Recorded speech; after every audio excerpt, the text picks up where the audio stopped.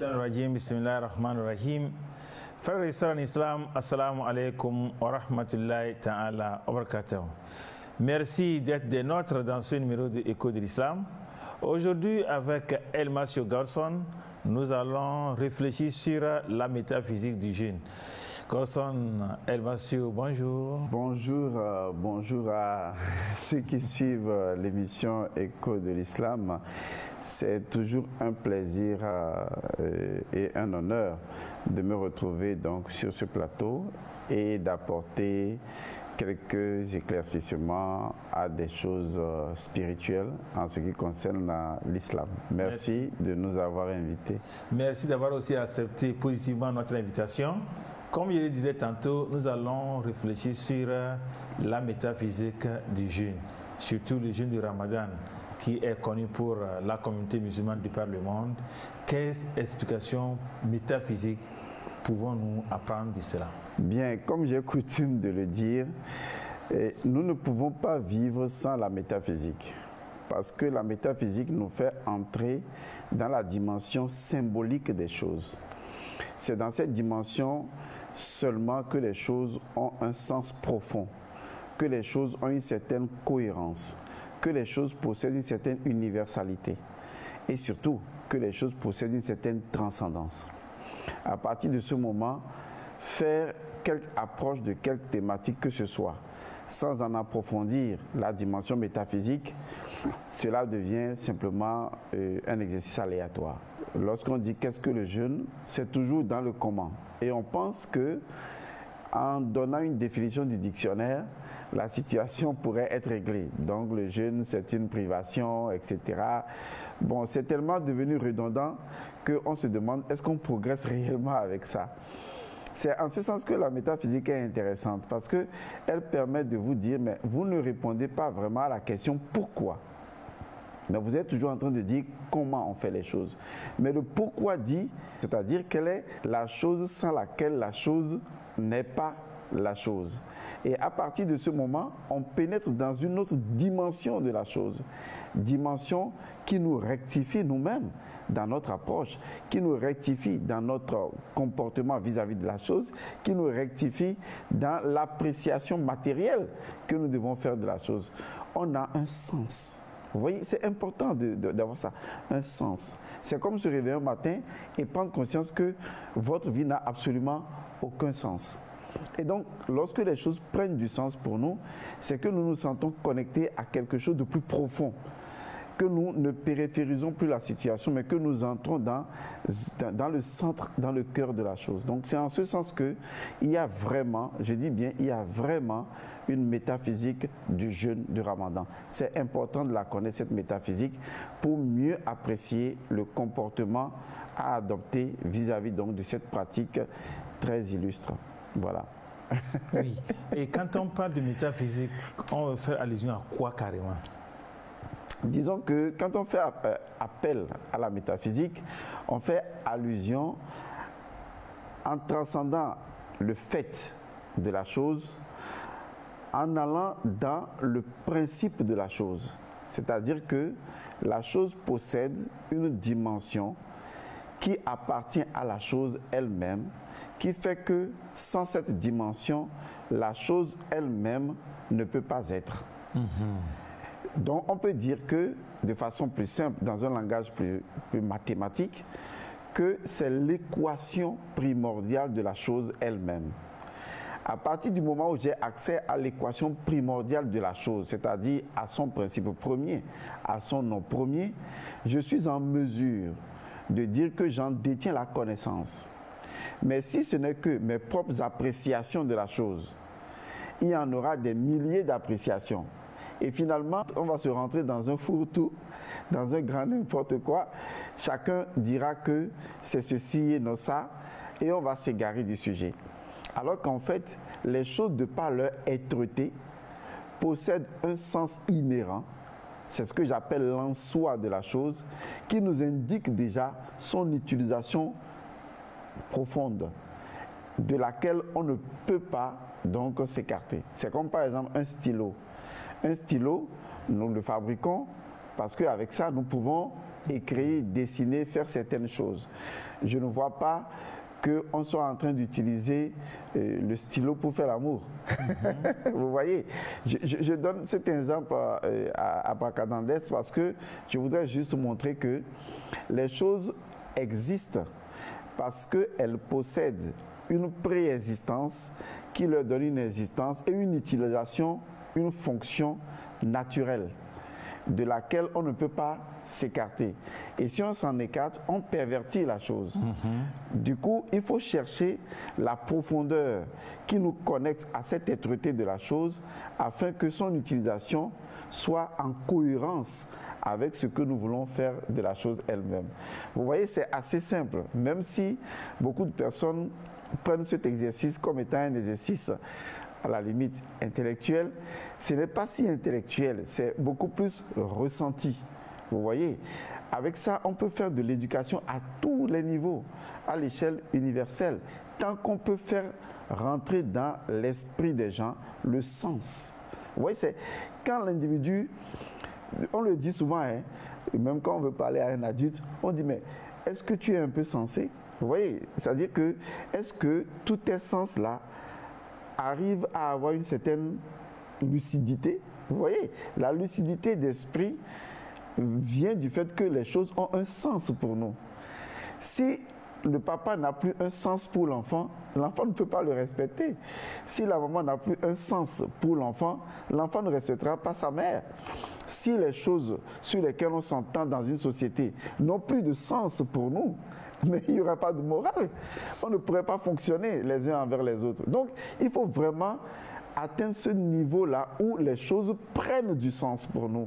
Et quand les choses prennent vraiment du sens, c'est nous-mêmes qui changeons. On ne nous impose plus le changement de l'extérieur. C'est nous-mêmes qui voudrions le changement parce que nous avons été sensés.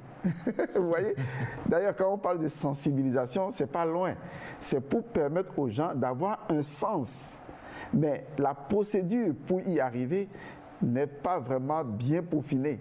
Parce qu'on ne fait pas appel à des gens comme nous, c'est-à-dire ces personnes-là qui maîtrisent l'ingénierie de la conscience pour permettre à d'autres personnes de faire rentrer des informations dans les esprits des gens. Vous voyez, c'est assez simple, quoi. Je crois que ça vient de commencer. Si Écho de l'Islam vous a fait appel, c'est pour qu'on puisse comprendre le principe premier de la chose. Avoir le sens. Voilà. Avoir le vrai sens. Exactement. Voilà. Et la métaphysique du jeûne de Ramadan. Lorsque les gens se privent de boissons et de nourriture, après la période du jeûne, malheureusement, les gens reprennent toujours les anciennes habitudes. Cela veut dire que le jeûne n'a pas produit en eux ni transformation, ni métamorphose spirituelle.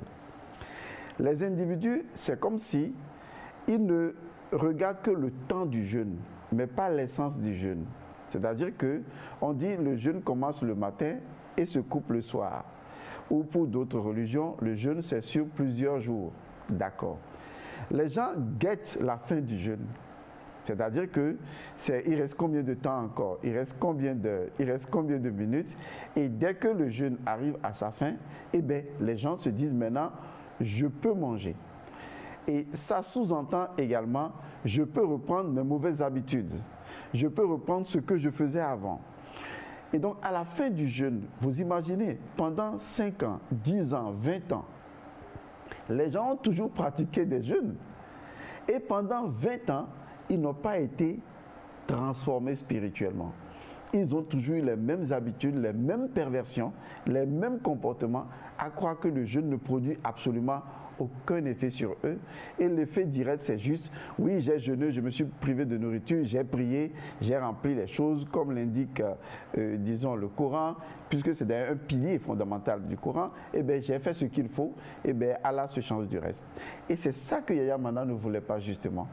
Et c'est là qu'il a découvert qu'en fait, le jeûne ne consiste pas à se priver d'aliments et de boissons, mais que le jeûne consistait fondamentalement, et c'est là la plus grande différence, à dompter et à vaincre la faim et la soif.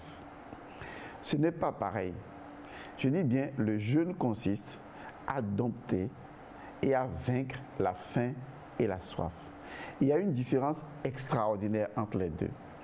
Lorsque vous dites à quelqu'un, le jeûne consiste à se priver de nourriture, il fait ce que vous dites. À la fin, ça ne changera rien. Mais quand vous lui dites, ça consiste à vaincre la faim, il se pose alors la question, mais qu'est-ce que ça veut dire dompter et vaincre la faim?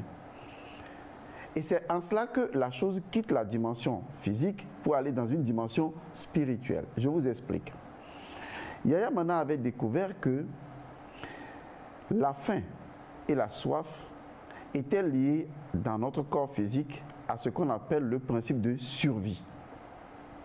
Ça veut dire que si on veut survivre et qu'on se débarrasse même de tout chemise et de tout bien-être extérieur, il reste le dernier principe de survie, c'est-à-dire au moins boire de l'eau, au moins manger. C'est lié directement à un cerveau qu'on a découvert, qu'on appelle le cerveau reptilien, qui est le principe de survie. Le cerveau reptilien est également le cerveau de l'agressivité et de la violence. Parce que lorsque ma survie est menacée, je ne réponds plus de rien. Je verse directement dans la violence. Je suis en mesure de créer des troubles parce que ma survie est menacée. Or, les éléments de survie sont justement le boire et le manger. Et on le sait très bien. Il a constaté également que lorsque les hommes prennent des habitudes, comme par exemple, j'ai l'habitude de prendre cette route, ou j'ai l'habitude de faire ceci ou de faire cela, il s'est rendu compte que les habitudes que nous prenons laissent dans notre mémoire cellulaire des informations, une forme d'historicité. Et cette historicité-là est le fondement de ce que nous appelons les habitudes. Ça veut dire que si je prends l'habitude de fumer, si je prends l'habitude de l'alcool, si je prends l'habitude d'un certain nombre de choses, à un moment donné, ces choses deviennent répétitives, même si je ne voudrais plus les continuer. Ce qui pose réellement un problème. Parce que j'ai peut-être une perversion, j'ai la gourmandise, j'ai la luxure, et à un moment donné, je voudrais bien m'en débarrasser. Mais on se rend compte que on fait l'effort de s'en débarrasser, mais ça ne part pas. Ça ne part pas parce que le fait d'avoir fait la même chose pendant longtemps a laissé dans la mémoire cellulaire corporelle biologique des informations qui ramènent le corps à s'en rappeler et à vouloir refaire les mêmes choses. Donc il était confronté à la mémoire cellulaire. Et il s'est dit, ok, la situation est beaucoup plus profonde. Mais il va maintenant au niveau des émotions. Et il se rend compte que lorsque vous avez des émotions de colère, des émotions de rage, des émotions d'une certaine envergure, à un moment donné, ces émotions-là, vous les utilisez même des fois inconsciemment, sans en avoir aucun contrôle. Et alors, il est arrivé à découvrir le fondement même de la faim et de la soif. Et il s'est rendu compte, comme beaucoup d'autres techniciens spirituels par la suite, que cela est en relation avec le principe Al-Qayyum, c'est-à-dire le fait que Allah est autosuffisant, c'est-à-dire que Allah se suffit à lui-même. Donc, il est arrivé à comprendre que le fondement même qui gangrène la faim et la soif, pris en tant que nourriture, pris en tant que mémoire cellulaire, pris en tant que émotion redondante au niveau de notre âme, pour avoir habitué notre âme à faire un certain nombre de perversions et dont notre âme ne peut plus s'en défaire, il comprend que c'est ce qu'on appelle la dépendance. Et donc, on peut être dépendant de la nourriture. On peut être dépendant de ses habitudes. Et on croit que on les fait volontairement alors qu'en fait, on en est dépendant, on en est esclave. On peut être également dépendant de certaines émotions parce qu'on les utilise dans notre principe de survie pour se protéger. Parce qu'on se sent mieux dedans. Une personne qui est en colère vous dira « Je n'arrive pas à libérer ma colère. J'ai fait l'effort pour que je ne sois plus en colère, mais je n'arrive pas à le faire. » Parce qu'en réalité, son âme, pour avoir pris l'habitude d'être toujours en colère, au niveau de ses cellules de l'âme, a développé une forme d'esprit ou d'entité, je vais dire plutôt d'entité, qui oblige maintenant son âme, dans certaines situations similaires, à se mettre automatiquement en colère. Et donc lui, il n'a plus aucune emprise, aucun contrôle, aucune maîtrise sur la situation. Donc il n'est pas arrivé à dompter son âme. Il n'est pas arrivé à vaincre, vous voyez, cette dépendance. Il n'est pas arrivé à dompter ces cellules qui créent les habitudes. Il n'est pas arrivé à les vaincre. Il n'est pas arrivé à dompter la faim de consommer de façon aléatoire, sans contrôle des aliments. Il n'est pas arrivé à vaincre. Donc, on prend conscience qu'en réalité, la dimension du jeûne est plus profonde que ça. Car nos habitudes ne sont pas simplement des habitudes, ce sont des mémoires corporelles, des mémoires cellulaires, et ce ne sont pas seulement des mémoires cellulaires, ce sont en réalité des entités, d'accord, des formes d'énergie qui sont devenues habituelles au niveau de notre âme et qui créent maintenant en nous ce qu'on appelle la dépendance. Et dès que tu vois une femme, tu ne te contrôles pas parce que ça se réveille tout seul, parce que les habitudes sont là. Et ces habitudes se rappellent la mémoire de ce que tu faisais avant. Tu trouves la cigarette, c'est pareil. L'avarice, la gourmandise, l'orgueil, la vanité, la luxure, l'attachement. Tu trouves tout ça et ça reprend. Parce que tu es devenu dépendant spirituellement, biologiquement, physiquement de ces choses. L'essence du jeûne, cela consiste à dompter et à vaincre cette dépendance-là. Si un individu n'arrive pas à vaincre cette dépendance, au-delà de simple nourriture et de la simple eau, s'il n'arrive pas à vaincre et à dompter cette dépendance, lorsqu'il aura fini son moment de carême ou son moment de jeûne musulman, à la fin, qu'est-ce qui va se passer selon vous? Il va reprendre les mêmes habitudes. Et donc, le jeûne n'a pas produit en lui une transformation intérieure, ni une métamorphose de son âme. Et c'est excessivement dangereux. Parce que le jeûne est le seul portail crédible qui vous mènera au paradis. Sinon, vous n'y arriverez pas. Et ça, c'est la métaphysique du jeûne qui le dit. Donc, c'est très important de comprendre que nous tous, nous sommes un peu conditionnés par un certain nombre de comportements, de caractères, d'habitudes qui ont déjà érigé en nous des lois ou des formes d'énergie sur lesquelles nous n'avons pas toujours des contrôles. Et que le jeûne n'est pas que considéré du point de vue physique, c'est-à-dire la nourriture et l'eau, non. Le jeûne va beaucoup plus profondément dans les dimensions émotionnelles, dans les dimensions sentimentales, dans les dimensions de désir, où sont stockées une forme de mémoire entitaire de l'ensemble de nos dépendances qui nous force à mal agir, qui nous force à agir par le canevas de la violence, par le canevas de la luxure, par le canevas de l'orgueil, de la vanité, de l'avarice, de l'attachement. Exactement, c'est ça le problème. Donc le jeûne, c'est ce que ça fait, amener l'individu à dompter sa dépendance pour qu'il devienne non dépendant. Vous voyez, c'est dans cela que je parlais du principe de Al-Qayyum, de Allah, dont nous nous inspirons pour pouvoir développer la nature à l'intérieur de nous. Nous devenons non dépendants, nous devenons autonomes, nous récupérons notre souveraineté intérieure et notre autonomie spirituelle sur les aléas, d'accord, les agrégats de mémoire de notre âme qui nous forcerait donc à aller vers la violence. À partir de là, on atteint ce qu'on appelle la transformation intérieure, la métamorphose. Et l'individu, au sortir du jeûne, ne sera plus jamais le même individu. Regardez les prophètes. Ils ont jeûné une seule fois. Quand ils sont sortis de leur jeûne, ils ont été spirituellement métamorphosés. Regardez par exemple le prophète Issa. Il sort du jeûne de 40 jours dans le désert, il est complètement métamorphosé. Mohamed, c'est pareil. Quand on sort une fois d'un jeûne, on est métamorphosé spirituellement. On n'est plus la même personne qu'on était auparavant. On est différent. On est divergent de l'entité antérieure. Mais malheureusement, aujourd'hui, les gens font le jeûne pendant 40 ans.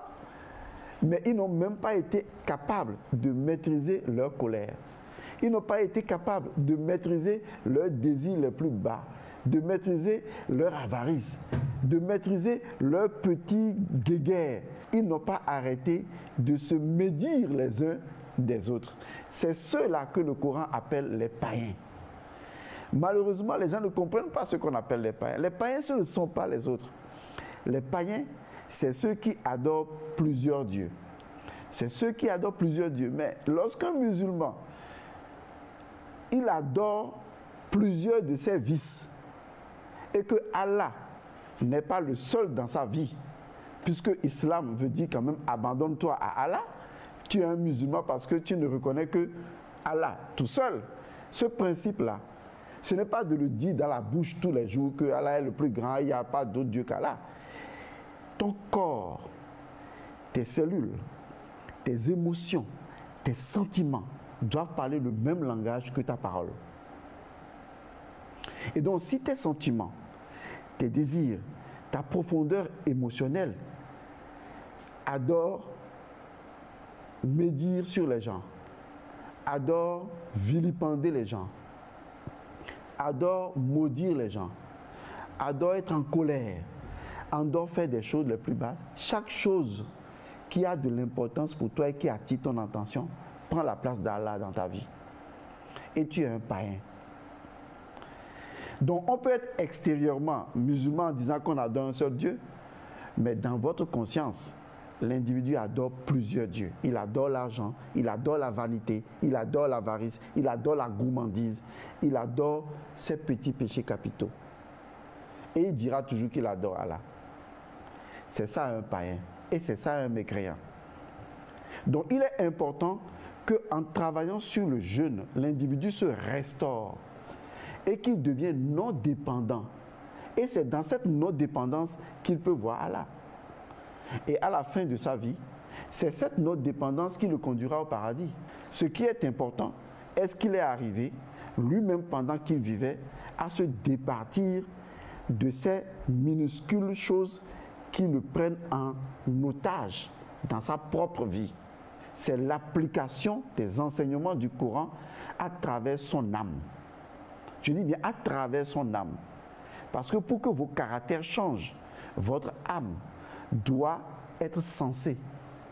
Votre âme doit avoir le sens des choses. Votre âme doit être pénétrée.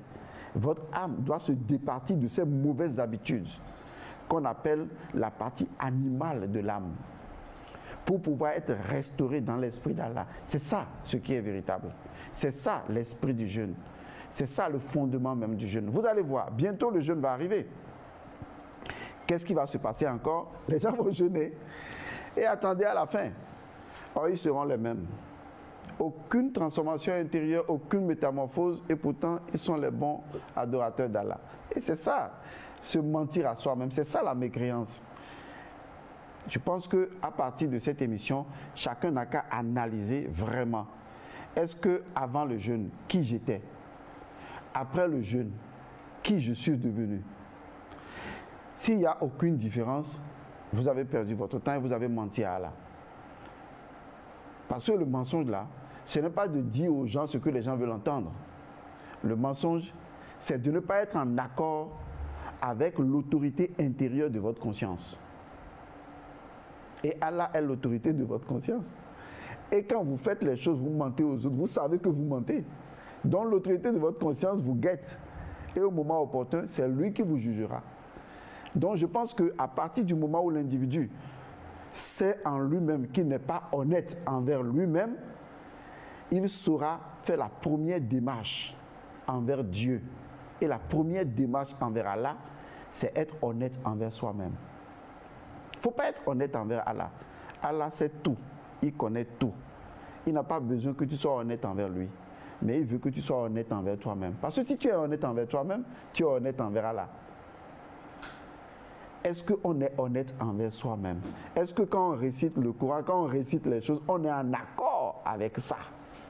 Ou on veut le dire pour paraître et amener les autres à être en accord? Est-ce que toi-même, tu es profondément en accord avec ça? Si tu n'es pas en accord, va te mettre en accord avec ça. Je pense que c'est ça que le jeûne impose. Le jeûne nous impose de nous départir de notre partie animale, de transmuter notre énergie la plus vile, de maîtriser notre démon intérieur et de pouvoir sortir de ce djihad intérieur-là et réussir notre propre transformation, notre propre métamorphose spirituelle. Vous voulez dire qu'en réalité, quand on sort d'un bon jeûne, quand on a bien compris les principes fondamentaux du jeûne, quand on sort du jeûne, on ne va plus faire la course à la matière. Lorsqu'on sort du jeûne, on n'est plus esclave de la matière. C'est important de comprendre ça. Et c'est l'exemple que les prophètes ont donné. Quand ils sont sortis du jeûne, il s'est passé quoi? Ils ne sont plus esclaves de la matière, ils sont devenus maîtres de la matière. Il y a en nous-mêmes un détecteur de mensonges. Et quand tu te mens à toi-même, tu sais, tu es le seul, au moins à savoir, dans l'intimité de ta conscience, que tu te mens à toi-même. Et Allah, il est là, il te regarde. Il veut savoir si ce premier test-là, tu l'as franchi. Et c'est ce que le jeûne impose. Le jeûne veut voir, le ramadan veut voir si ce que tu étais avant et ce que tu es devenu là, est-ce qu'il y a eu de transformation? S'il n'y a pas eu de transformation, c'est honte à toi. Ça veut dire que tu n'as pas fait le jeûne. Tu as trompé tout le monde. Tu as menti à tout le monde. En fait, tu as menti à toi-même que tu as jeûné, mais tu n'as pas jeûné. Puisqu'il n'y a pas eu de transformation. Pour dire, il y a une façon spirituelle de comprendre le jeûne et de pratiquer le jeûne. Donc, à vous entendre parler, normalement, à la sortie du jeûne, on doit imposer silence à nos mobiles, à nos penchants, à nos sentiments et à tout ce qui nous traîne vers la bassesse. C'est ça? Oui, vous avez bien cité les choses, mais en fait, pas silence. On doit les transformer. Est-ce que vous voyez? Parce que ces choses font partie de nous, quoi qu'on dise. Ce sont des choses qu'on a hébergées comme des petits démons, des petits diables, qui font partie de notre énergie. Qu'est-ce qu'il faut faire? Il faut pratiquer la science de la nature. Quand je sème une graine, elle fait quoi? Elle meurt, elle se transforme, elle devient quoi? Un épi de maïs, par exemple. Ça veut dire que ce qui est semé là, ce que je vais semer, ce sont mes penchants. Je vais les laisser mourir. C'est ça le jeûne. Je vais les laisser mourir. Et je vais les transformer en quelque chose de plus grand. C'est la transformation de l'énergie. On l'a appris en physique. L'énergie se transforme. L'énergie se convertit. Je transforme ma nature inférieure en une nature plus spirituelle. Je deviens meilleur. Je deviens la meilleure version de moi-même. Il y avait une version de moi-même avant le jeûne. Maintenant, après le jeûne, j'ai une autre version de moi-même.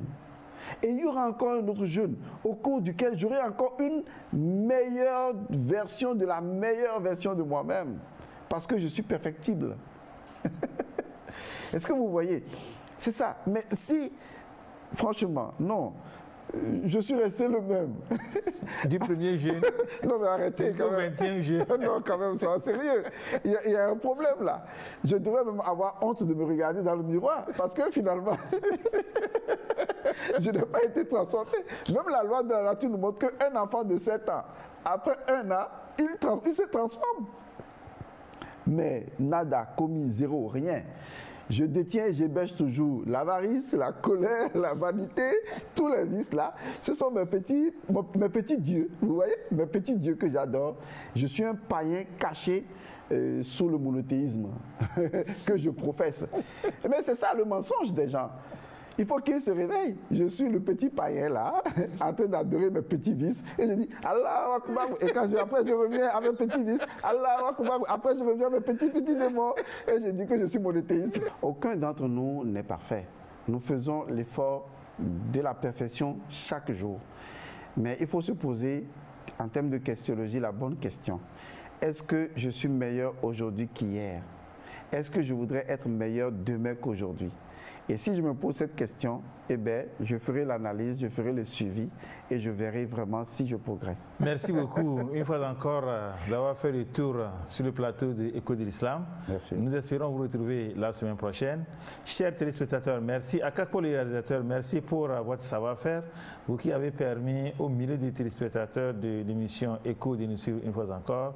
En attendant de vous retrouver la prochaine fois, moi je vous dis assalamu alaikum wa rahmatullahi ta'ala wa barakatuh.